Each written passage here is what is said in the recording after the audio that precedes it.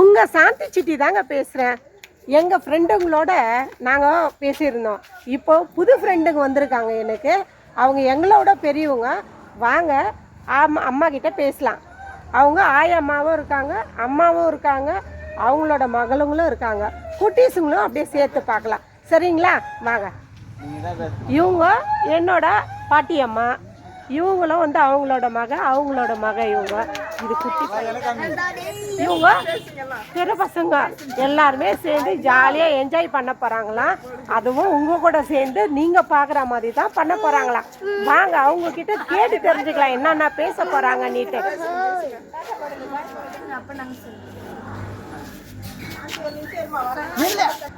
என்னயா சாப்பிட்டீங்க?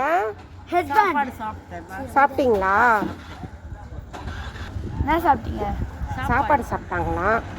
குழம்பு ஒன்றும் பண்ணாங்க. டான்ஸ் ஆடு.